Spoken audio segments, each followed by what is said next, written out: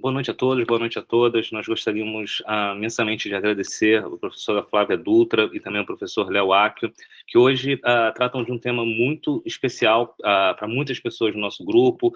Eu costumo brincar com as pessoas, sobretudo quando me procuram sobre isso, e temos aqui já as 3 pessoas, pelo menos, que eu lembro no último ano, que me procuraram sobre educação inclusiva, educação especial, alguns chamam, ou com algumas questões específicas. Eu brinco, tenho muito interesse por uma formação posterior, até uma formação religiosa, mas eu confesso que eu tenho muita dificuldade, uma baixa experiência. Então, eu adoro quando as pessoas me procuram, porque eu passo a ler, inclusive a tese de doutorado do professor Léo foi devido a essa procura, e eu justamente falei, olha, como fazer, como pensar, como lidar com essas situações, como criar modelos. Então, é com muita alegria. Eu agradecer imensamente a professora Flávia, agradecer imensamente ao professor Léo por disponibilizarem o tempo de vocês para vir aqui, para conversar conosco, para nos ensinar sobre essa área. A professora Flávia, nós conversamos uma vez pessoalmente, ela sabe que eu disse algumas brincadeiras do tipo, às vezes nós olhamos e falamos, mas não fui treinado para isso, não sei como fazer isso, e me parece que cada dia que passa, por mais que eu leia, por mais documentos que apareçam sobre educação inclusiva, sobre educação especial, mais desculpas vão sendo criadas. Eu acho que o olhar de vocês para o nosso grupo, a fala de vocês é muito importante, nós gostaríamos de agradecer. A professora Flávia é professora da UERJ, professora da Faculdade de Educação, uma larga pesquisa nessa área, e o professor Léo, professor do CAP UFRJ, com uma tese já citada por mim agora, de doutorado, especificamente sobre matemática inclusiva, especificamente sobre matemática, processos de contagem, pode falar melhor para mim, processos de análise para nós, sobre justamente pessoas com síndrome de Down. Então, na nossa ordem de hoje, a professora Flávia abordará o tópico que ela quiser sobre educação inclusiva, tópico que ela achar melhor sobre todos esses processos que nós estamos vivendo, e depois eu passo a palavra ao professor Léo e também a todos os participantes que queiram conversar. Sei que tem pessoas com muito interesse, então, novamente, muito bem-vindos e muito obrigado. Professora Flávia, por favor. Obrigada, Jean. Eu que agradeço o convite em participar, em estar aqui com vocês hoje. Eu não vou me apresentar, porque o Jean já fez essa apresentação, né? E para mim é sempre um prazer muito grande conversar sobre educação inclusiva, porque Jean tocou num ponto aí muito especial e muito que a gente encontra muito, né, até os dias de hoje, sobre a formação. Não estar preparado, né? E a gente vive ainda uma pandemia que ninguém estava preparado para enfrentar, né? A gente tem aí 2 anos e meio de pandemia e hoje a gente tem vacina, a gente tem pesquisa, a gente tem estudo. Nós vivemos 30 anos de inclusão e a gente ainda escuta, eu não estou preparado, eu não fui formado, né? Então, a gente tem que partir desse princípio. Eu também não tive na minha graduação, nem na minha pós-graduação, disciplinas voltadas para a educação inclusiva, infelizmente, porque naquela época, olha eu entregando a minha idade aqui, né?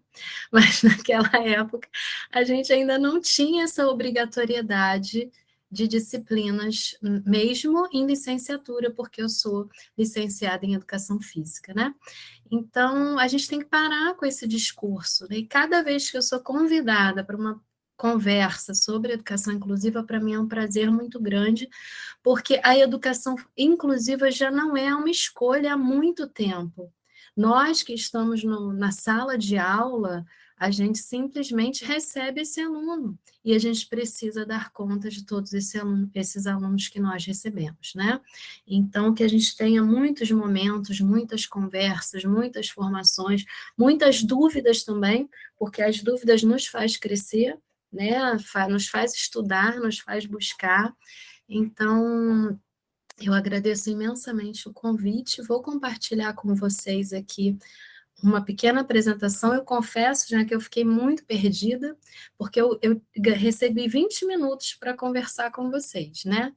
E aí eu falei, cara, o que falar de educação inclusiva em 20 minutos, né? Então, quando ele falou assim, ela vai falar, né, sobre, eu fiquei, o que falar? Então, como eu entendo essa nossa conversa de hoje como a nossa primeira conversa, eu trouxe aspectos bem de base da educação inclusiva, e foi o que eu conversei com o Jean também. Eu acredito que o Léo, por ser da área da matemática, deu uma visão maior para vocês da matemática. Isso foi uma interpretação minha, tá, Léo? Não quer dizer que você vai fazer, mas eu me atentei mesmo aos aspectos da educação inclusiva de uma forma geral, até porque é nisso que eu não posso jamais falar para vocês da educação inclusiva na matemática, porque não é essa a minha área de estudo, né? Então, eu estaria aí dando pontapés sem saber o que fazer. Atualmente, eu trabalho com a inclusão no ensino superior, a minha linha de pesquisa, o meu grupo de estudos, ele desenvolve trabalhos e pesquisas voltadas para a inclusão no ensino superior, que é uma área muito mais recente, né?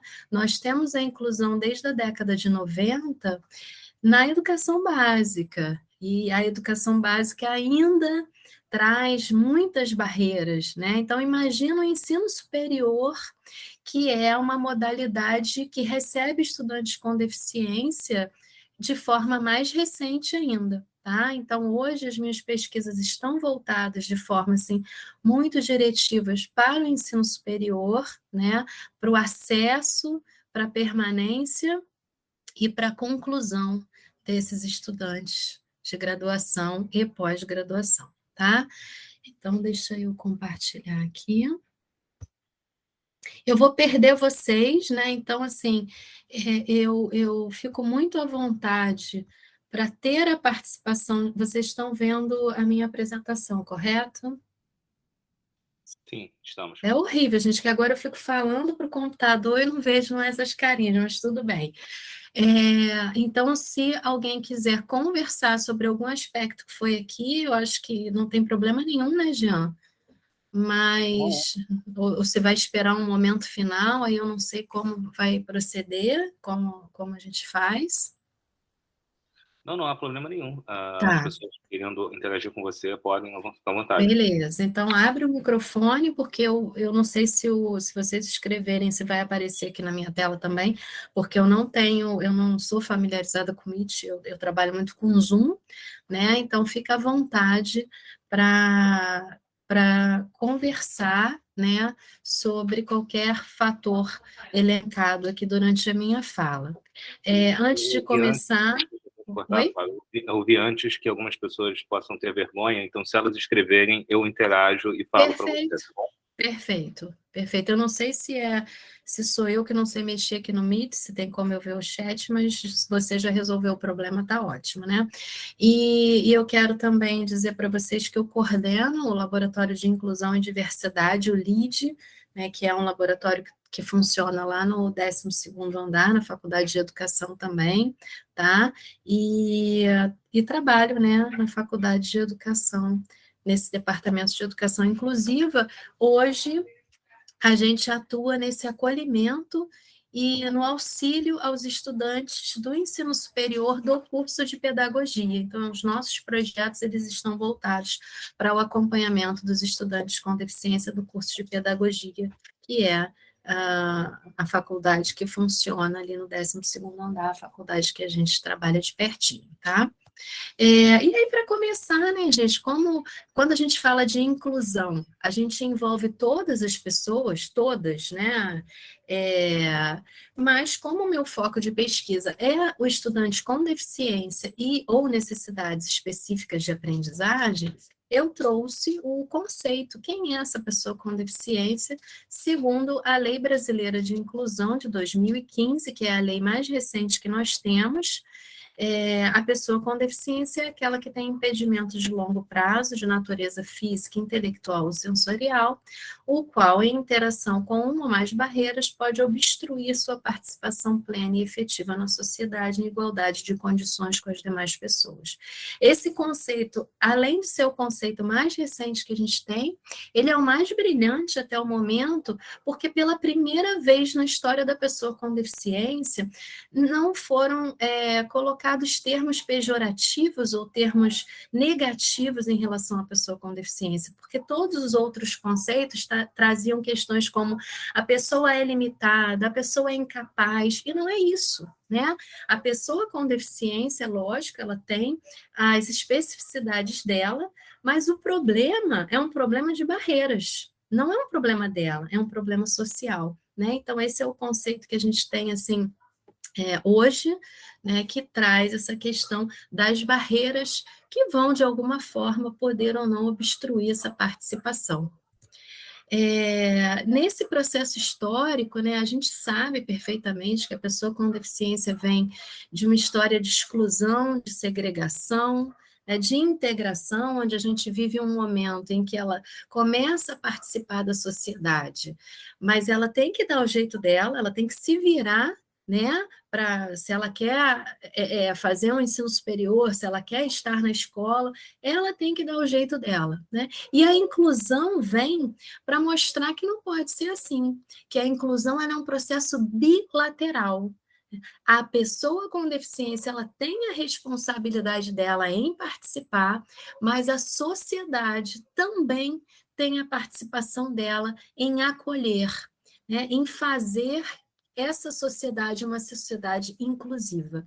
Então, o conceito de inclusão vem, né, para transformar toda essa visão, para tirar essa responsabilidade apenas da pessoa com deficiência, mas trazer essa responsabilidade para todas as pessoas da sociedade.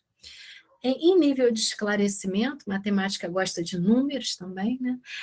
Hoje nós temos cerca de 15% da população com deficiência, então vocês já podem ter ouvido por aí em torno de 25%, tá? Mas o que a gente usa hoje oficialmente são 15%, segundo o censo do IBGE, corrigido em 2017 pelo Grupo de Washington, nós temos 15% dessa população com alguma deficiência, né? E aí entram todos os tipos de deficiência que nós conhecemos, a visual, auditiva, física, múltiplas deficiências, surdo-cegueira, né? Então, a gente tem aí uma série de deficiências em que essa população tem, esses 15% tem, né, para enfrentar esse mundo que a gente vive. E onde estão essas pessoas, né? Essas pessoas, elas estão em todos os lugares, diferentes de muito tempo atrás, em que elas ficavam escondidas, em que elas ficavam presas em suas casas ou em instituições, né? Essas pessoas hoje, elas estão em todos os lugares, elas estão no ambiente de trabalho, elas estão numa academia, no mercado, nos espaços de lazer, elas estão em todos os lugares, inclusive na escola, né? E aí eu trago para vocês o número de matrículas de estudantes com deficiência por etapa de ensino entre 2015 e 2020, são os últimos dados do INEP, né? E vocês podem observar essa linha superior aí, aqui para mim é meio que um marrom, um bege, né? Mas é o que representa o ensino fundamental, que é onde nós temos o maior número de estudantes com deficiência, tá? E ali embaixo, né, as outras linhas, nós temos as outras etapas de ensino. Esse azulzinho primeiro, né, é a EJA, Educação de Jovens e Adultos, que hoje tem uma presença muito grande também de estudantes com deficiência. Seguida, não, desculpa, né? A gente tem ali o ensino médio, né? Hoje, em 2020, a gente tem o maior número de estudantes do ensino médio, depois vem para a EJA, seguindo para a educação infantil, o ensino superior e, por último, o ensino profissionalizante. Mas o que eu destaco nessa imagem, nesse gráfico, é esse gargalo enorme entre o ensino fundamental e os outros níveis de ensino. Esse afunilamento da educação. E isso, gente, não é uma característica específica da pessoa com deficiência, não, do estudante com deficiência, não, tá? A gente realmente tem esse gargalo, né, do ensino fundamental para os outros níveis de ensino, como também para esses estudantes com deficiência. E entre os vários aspectos que nós observamos do motivo desse gargalo, do motivo desse afunilamento tão grande, são as desigualdades sociais, né? A gente sabe como a desigualdade social ela faz com que o estudante conclua o ensino fundamental e muitas vezes pare por ali, né? Mesmo o ensino médio sendo obrigatório, ele acaba parando por ali. E, no caso específico das pessoas com deficiência, a questão da acessibilidade, tá? A questão da acessibilidade para a pessoa com deficiência, ela é muito importante de ser vista, né? Porque imagina como um estudante que tem deficiência, ele vai acompanhar essa aula, esse estudo, se ele não tem a acessibilidade necessária para que ele, de fato, acompanhe, né? Então, são dois grandes fatores para que atuam de forma diretiva nesse afunilamento, e não bastasse isso, nós estamos vivendo ainda, né? A gente não pode dizer que a pandemia terminou, eu acho que nós vivemos um quadro muito diferente do que já enfrentamos, mas a pandemia veio também para trazer, para acentuar diversos problemas para os estudantes, para todos, né, minha gente? Inclusive para nós aqui, eu tenho certeza, né? Mas para os estudantes com deficiência de uma forma ainda mais acentuada, por conta dessas acessibilidades não atendidas durante as aulas nesse ensino remoto, né? Então, esse estudante ele está o tempo todo olhando para a gente e pedindo ajuda, né? E aí vem de forma mais específica nós, como professores, ou como futuros professores, ou como pessoas, né? Podemos auxiliar esses estudantes com deficiência, podemos nos envolver, trabalhar com a inclusão. À medida que a gente precisa ter um olhar mais acentuado, é a questão do olhar individualizado. Eu trago para vocês aqui um exemplo de um estudante cego, né? Se eu falo para vocês que eu tenho um estudante cego, eu estou dando uma informação muito importante, lógico, né? Mas, e aí? Esse estudante cego, ele é tecnológico? Ele usa um computador com aplicativos de leitores de tela? Ou ele ainda usa o braille? Ou ele é um estudante cego que tem um resíduo de visão e ele pode usar, por exemplo, uma lupa de aumento, ou um monóculo, ou alguma coisa assim, né? Então, eu preciso saber quem é esse estudante com deficiência, qual é a deficiência dele, mas, acima de tudo, saber cada estudante, qual é a especificidade dele e o que ele precisa para ser atendido numa sala de aula, né? Hoje, no ensino superior, eu não tenho, por enquanto, pode ser que apareça, mas eu não tenho nenhum estudante que faça uso do braille. Todos os meus estudantes com deficiência, ou eles precisam de avaliações, textos com letras aumentadas, ou eles usam ledores de tela que fazem, né, toda essa leitura dos materiais para eles. Mas eu preciso entender o que ele usa, né? Aqui eu tenho um exemplo, não sei se vocês conhecem, mas do DOSVox, que é um sistema de voz, né? Mas eu tenho hoje sistemas muito mais avançados, posso dizer assim, em relação a leituras de tela, né? Então, eu preciso saber, esse meu aluno, ele tem um leitor de tela, mas ele é o 2Vox ou ele é o NVDA, para eu saber que tipo de material eu preciso disponibilizar para esse estudante, né? E hoje a tecnologia, ela nos ajuda muito. Nós temos muitos aplicativos, muitos programas, caros e gratuitos, né? Mas nós temos tecnologias gratuitas que nos ajudam muito, tá? Mas é isso, a gente precisa entender, a gente precisa conhecer cada um dos nossos estudantes para perceber, né, para ter a ciência de qual é a demanda e atender essa demanda, que não é um favor, é um direito dele, né? Essa charge aqui, ela é maravilhosa, né? Eu gosto muito de usar, que é justamente a questão da igualdade, né? A gente não tem mais como, gente, ter essa ideia de igualdade, né? Por uma seleção justa, todos farão o mesmo exame, escalar aquela árvore.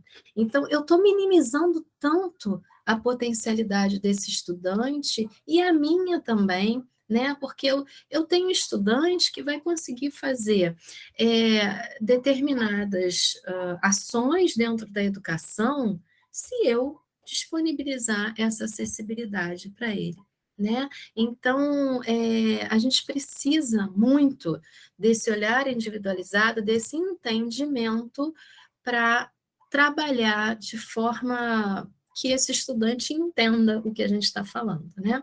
E aí, voltando um pouquinho para a matemática, eu trabalho uma disciplina, inclusive, na Faculdade de Educação, que se chama Práticas Pedagógicas, né? Então, a gente trabalha muito material concreto, e material lúdico também, porque eu acho que é um caminho muito feliz, né? Quando a gente junta o lúdico com a nossa proposta de trabalho, aprender brincando, né?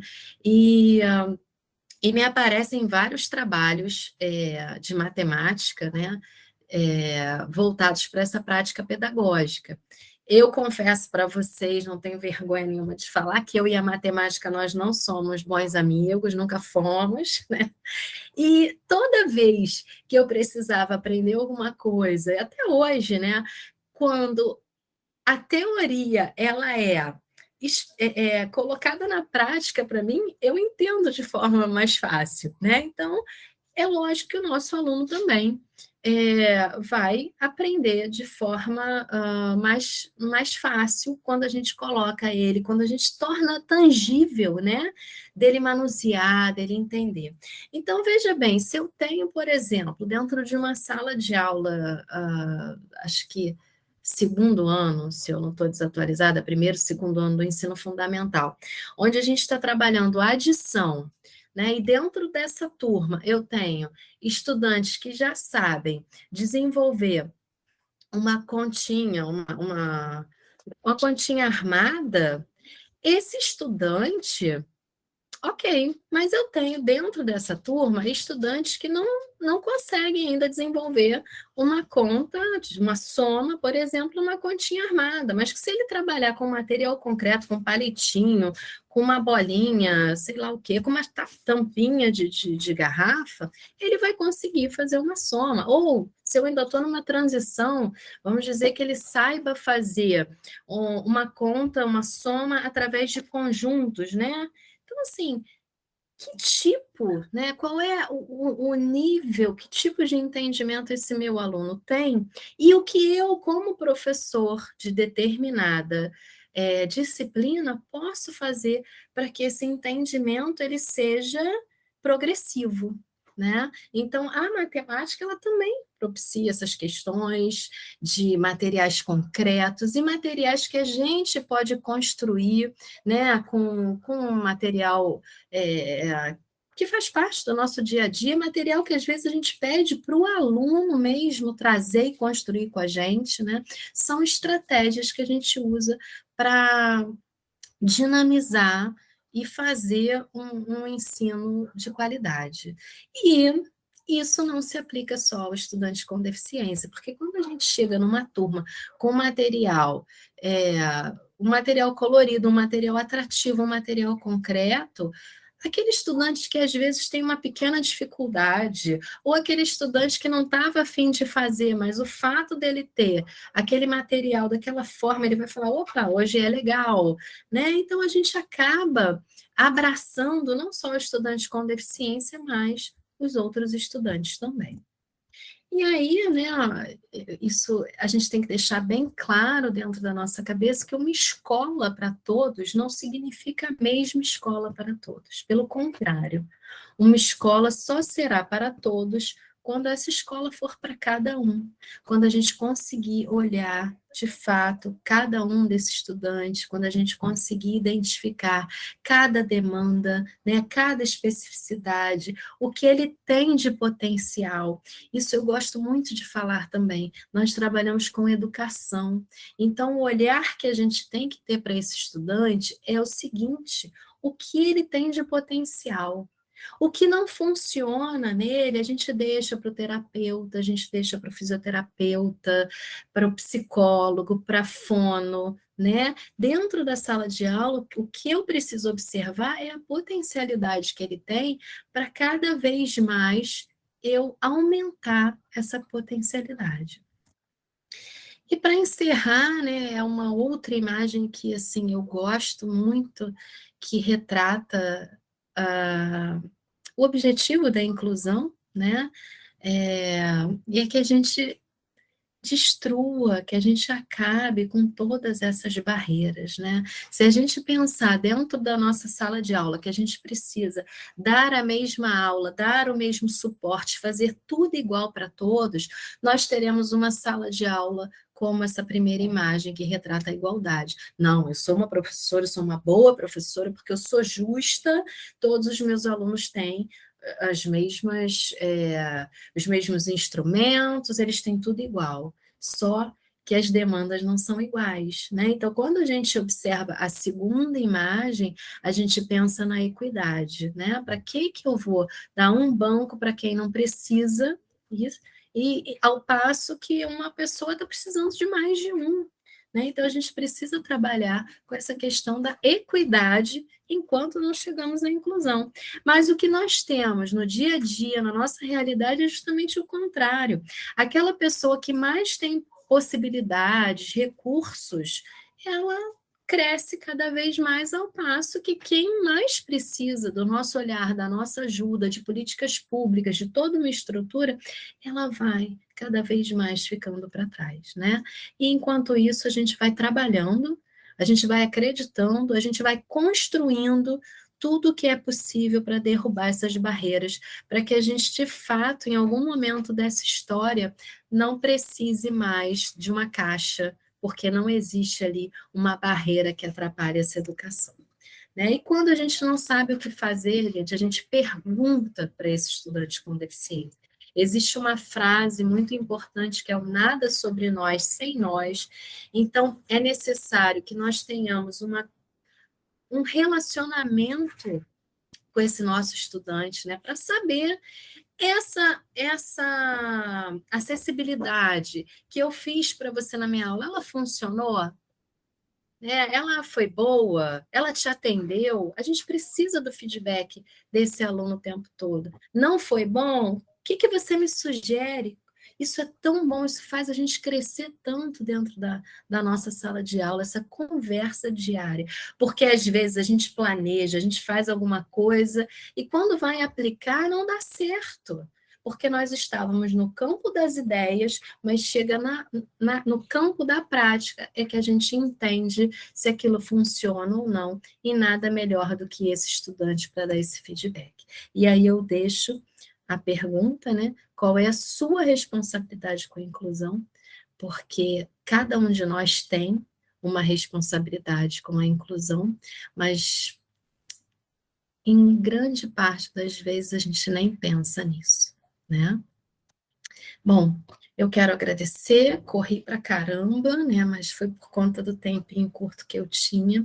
Quero disponibilizar para vocês o e-mail do laboratório, que é o lidiversidade@gmail.com, e também fazer um convite a vocês, para quem tem um Instagram, né, essa rede social, se quiser seguir o nosso grupo, a gente coloca lá algumas dicas, trabalhos, cursos, enfim. A gente tenta, não com muita frequência, porque nós somos engolidos por todo o trabalho, mas a gente tenta, na medida do possível, mexer sempre, né, nesse Instagram, e a gente conta com o público para acessar essas informações, tá?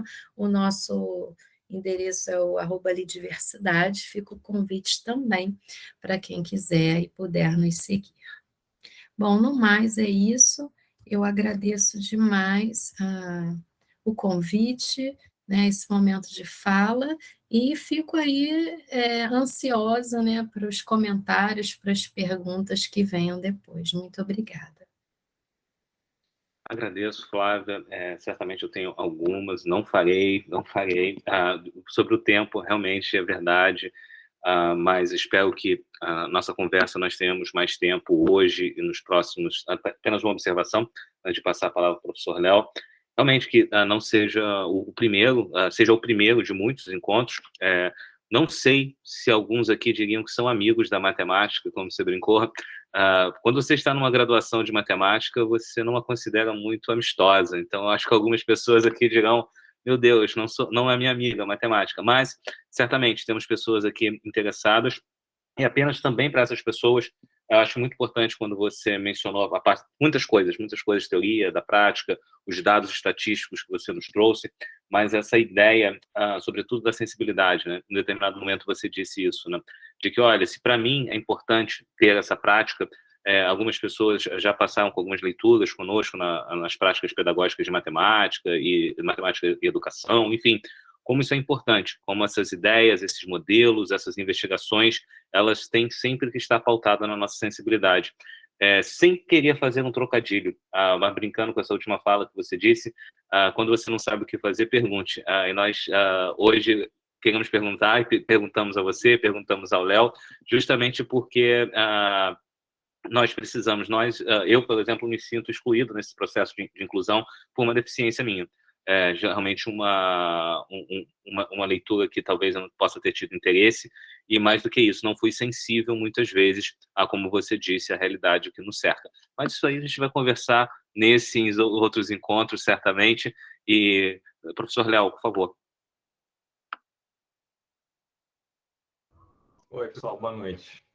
Agradeço o convite, Jean. Vocês estão ouvindo uma música de fundo?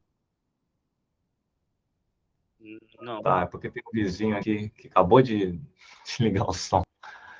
Bom, enfim, deixa eu apresentar aqui minha tela. Qualquer coisa vocês avisem. Bom, então, eu vou falar um pouco sobre o meu trabalho, a minha tese de doutorado, que, aliás, faz para 10 anos, agora em novembro de 2022. Então, eu trabalhei com as crianças com síndrome de Down, né? Quando eu entrei no doutorado, eu queria fazer alguma coisa relacionada à matemática para os anos iniciais. Eu sempre me preocupei com essa área, sempre achei que é uma área muito importante, e até então nunca tinha tido a oportunidade de trabalhar com alguma criança com algum tipo de deficiência, né? E quando eu cheguei no doutorado, a minha orientadora tinha um grupo de pesquisa chamado Rumo à Matemática Inclusiva, e ela me convidou a olhar para a inclusão, né?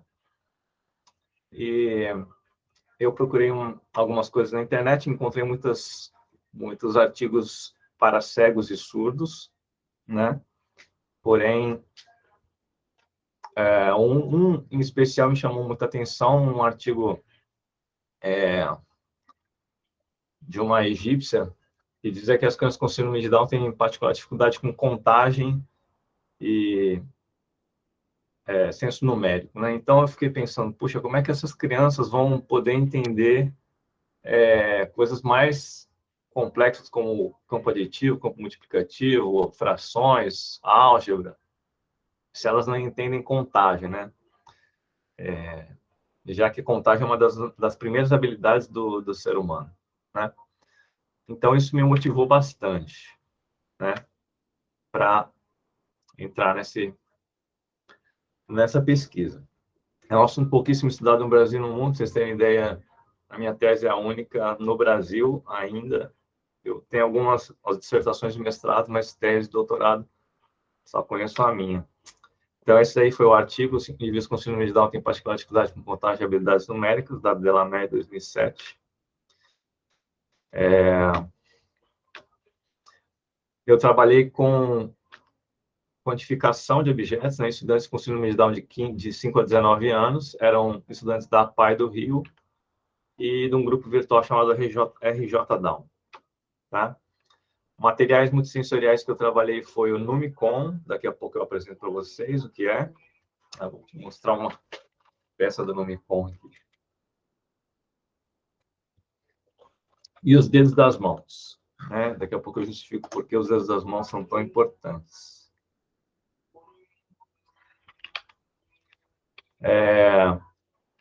Então, eu vou passar essa parte aqui, eu vou logo para a prática, né? Para vocês terem uma noção do desafio que eu encare, né? Cadê a minha... Bom, essa aqui é a primeira interação com as 3 crianças, as 3 adolescentes da PAI. Não sei se vocês conseguem escutar o áudio.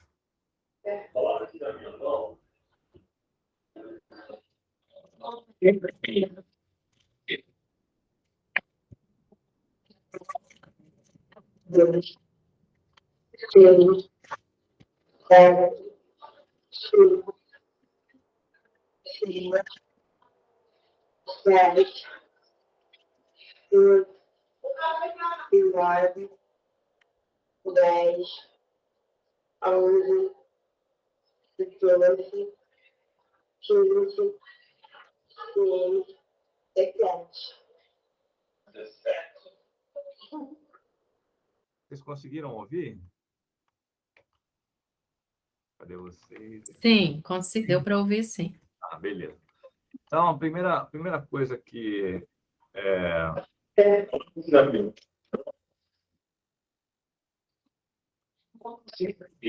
Então, a primeira coisa, eu pedi para a Bárbara colocar 5 cubinhos na minha mão, né? Então, vocês perceberam que ela tem uma dificuldade em reproduzir a sequência numérica padrão, né? Recitar a sequência numérica, ou seja, a gente chama isso de palavras números, 1, 2, 3, 4, 5, 6, 7, 9, 10. Ela passa do 5, quando ela chegar no 12, ela passa do 12 para o 15, 16, 17, né? Essa daqui foi a primeira interação com a Bárbara. Vamos dar uma olhada no Ricardo. Isso, agora desculpa, Ana Clara. Só 2.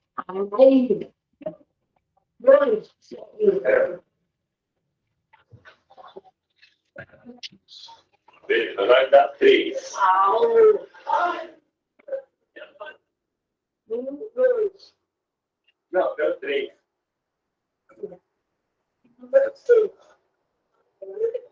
Aqui 3.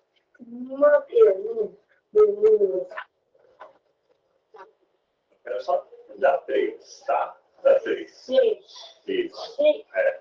6.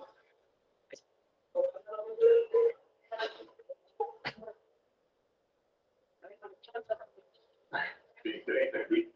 Sim. Aqui não tem 2, não? É 6. 1, 2. 1, 6. Muito bem.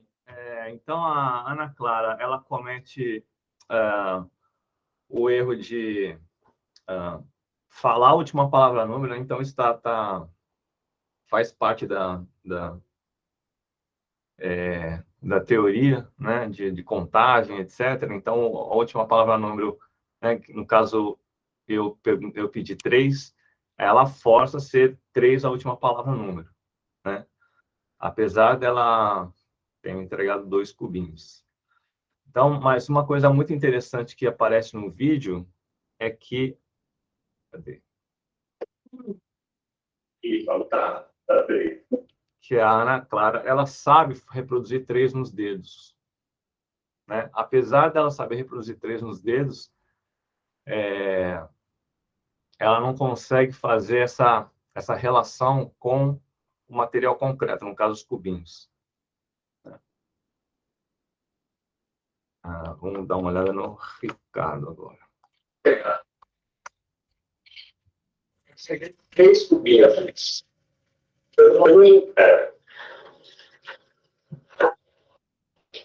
Isso. Agora deve ser 5.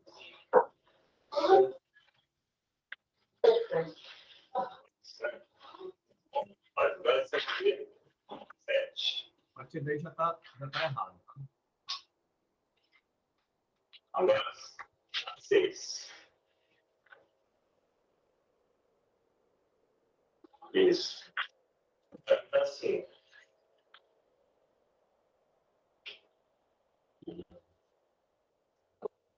Dá 4. Tem 4 aqui?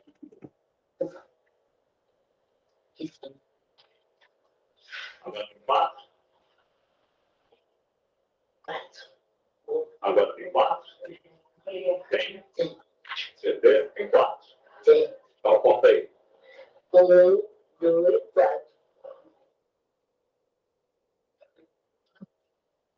1, 2, 4. 1, 2, 3, não? Não. 1, 2, 3. Só 3? 1, 2, 3, 4. Tá, agora tem esse aqui 4.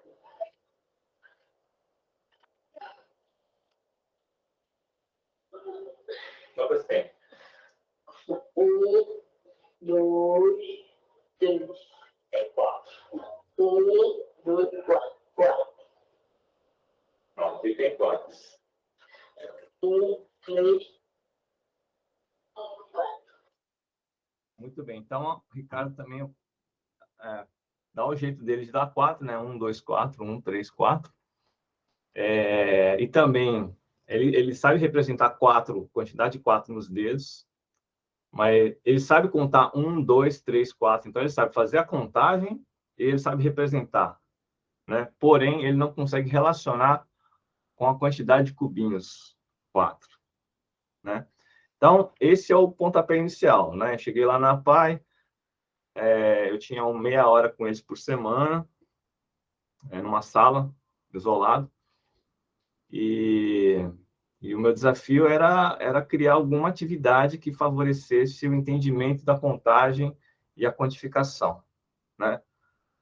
Então, a primeira dificuldade das crianças com síndrome de Down é memória, tá? Eles têm uma deficiência na memória de curto prazo verbal, e essa deficiência o que acontece é que eles têm dificuldade de memorizar uma sequência muito longa de palavras, né? No nosso caso, né? Então, são 10 palavras que você tem que decorar, né? De 1 até 10. Depois, palavra 11, 12, 13, 14, 15 também não tem nada a ver com a quantidade. Aí 10 é 6, 10 é 7, 10 é 8, 10 é 9 tem a ver um pouco com a quantidade. O 20 não tem nada a ver também. Aí vem 21, 22, aí você vai associando. Mas são muitas palavras para eles memorizarem, né? Então, essa é uma dificuldade. Esse foi o primeiro desafio. E o segundo desafio é realmente eles entenderem a quantificação, tá? E um teste que mais significativo quando você vai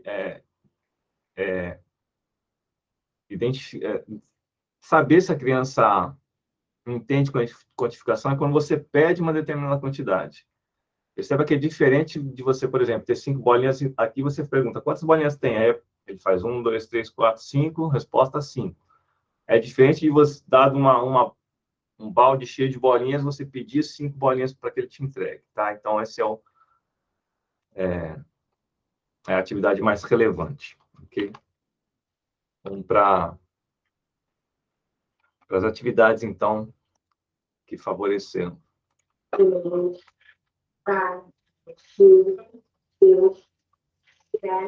Outra coisa importante, né? A criança saber fazer a contagem não significa que ela entende quantificação, tá? Então, quantificação e contagem são coisas diferentes, a gente vai ver um exemplo agora. A Bárbara está conseguindo contar 9 cubinhos. Quantos? 9. 9? Sim. E se eu pedir para você me dar 9? 9 cubinhos.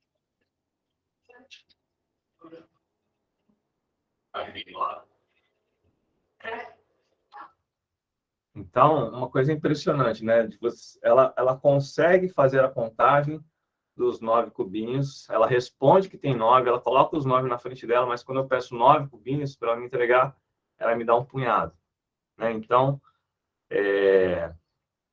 na imagem conceitual dela, essas coisas estão desvinculadas, né? Eu precisava fazer esse link de alguma forma, alguma atividade que fizesse esse link, tá? Sim. Na ordem, tá bom? Então, essa daqui é a primeira atividade, é colocar os números. Eles não têm dificuldade na memória visual, tá? Então, vocês vão perceber que ele identifica todos os símbolos de números. Primeiro, número 1. Quem vem depois do 1? O 7. Não. Depois do 1 vem o 2. Então, cadê o 2? Vamos botar lá, do lado. Bota na ordem. Isso. Na ordem. Tá? Tá bom? Quem vem depois do 2? 2. 3. Cadê o 3? Bota aí. Depois do 3, quem vem? 4.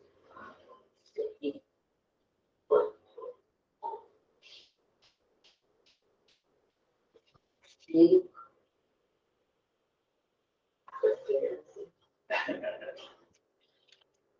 3.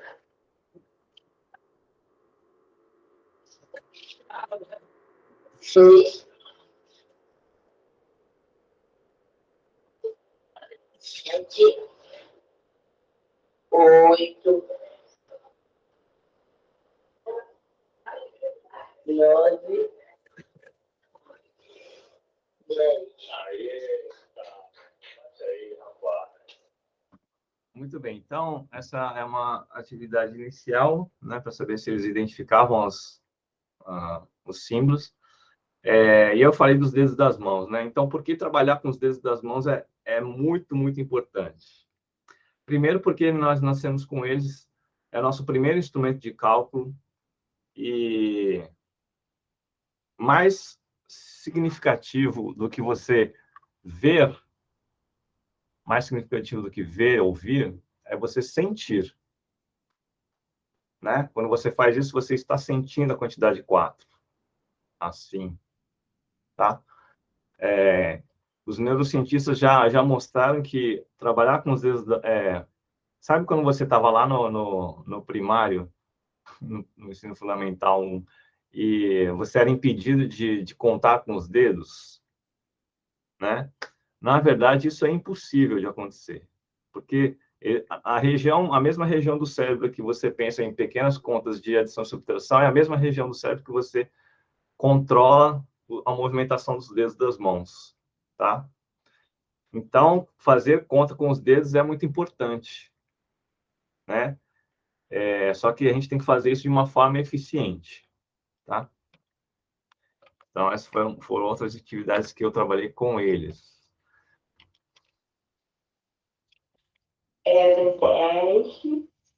Então, esse é o Numicon. O Numicon é um material importado da Inglaterra, de plástico, tá? Cada peça dessa, ela representa um número de 1 até 10, ok? E uma vantagem do Numicon é que ele é de 2 em 2, né? Por ele ser de 2 em 2, você facilmente identifica qual número é par, qual número é ímpar, né? E aí,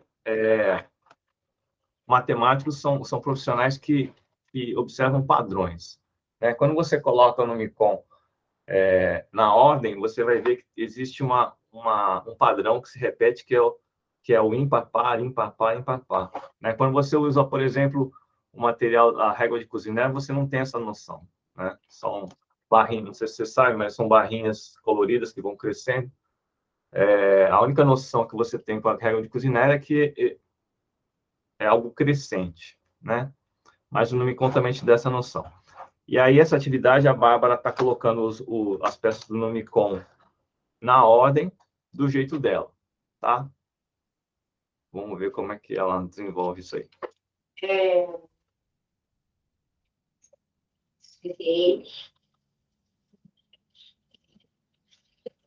Então, uma coisa muito importante que a gente tem que perceber, assim, como professores, né, é o seguinte: cada aluno tem um caminho de aprendizagem.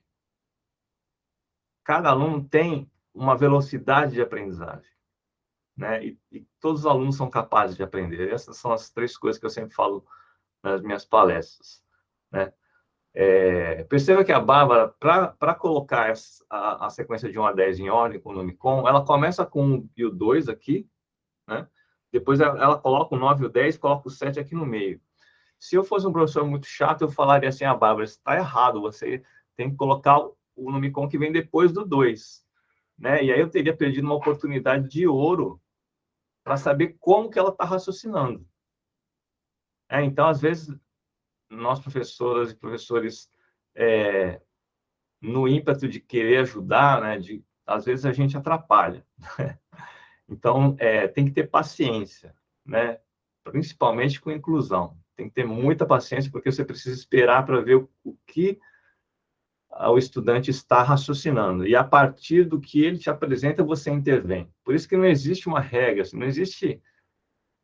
Entende? Você não vai encontrar isso na graduação, não vai encontrar isso em livro, é experiência. Você vai lá, cada estudante, né, que tem algum tipo de deficiência vai te mostrar uma surpresa.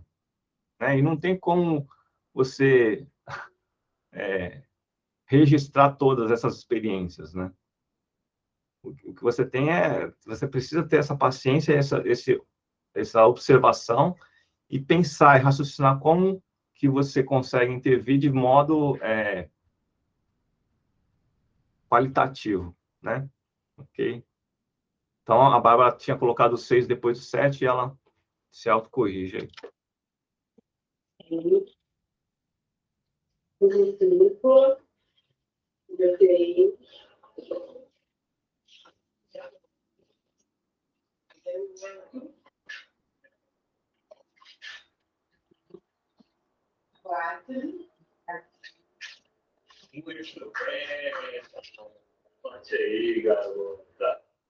Então, ela soluciona esse problema, né?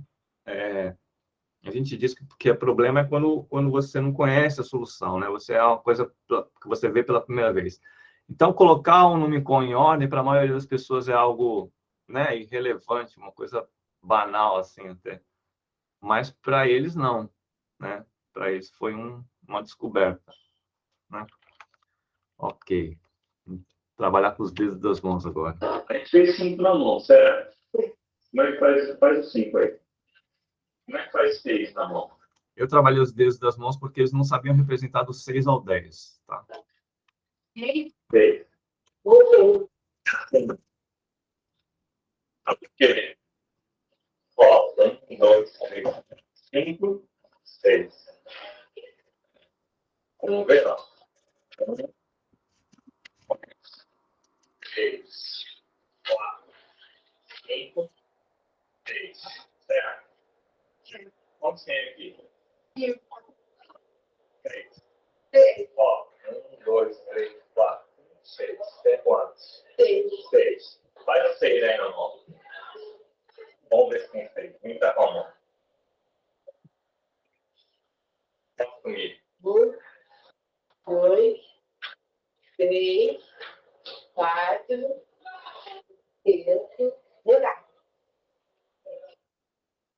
Então, essa atividade foi para eles sentirem, né? Sentirem as quantidades nos dedos.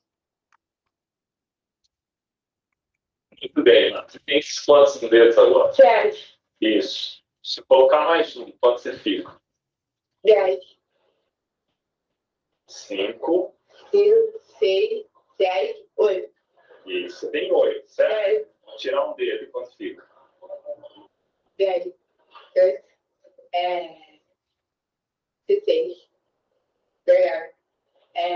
2, 5. 16, 17, Isso, quanto você tem na mão? 17, Se eu colocar mais um, 18, 8. Certo? sim, Quanto você tem na mão? 8, Se eu tirar um, quanto fica? 17, Isso, garoto. Se eu tirar um, quanto fica? 16, Isso, menina. Se eu colocar mais um. 17, Isso. Se eu botar mais um. 8, Muito bem. Se eu colocar mais um. 10. Muito bem, esse vídeo é muito legal, porque nesse pequeno intervalo de tempo, vocês perceberam que a Bárbara não sabia representar 6 a partir do 6, e ela conseguiu aprender do 6 ao 8, 6, 7 e 8. Né? Do 9 ela falou 10.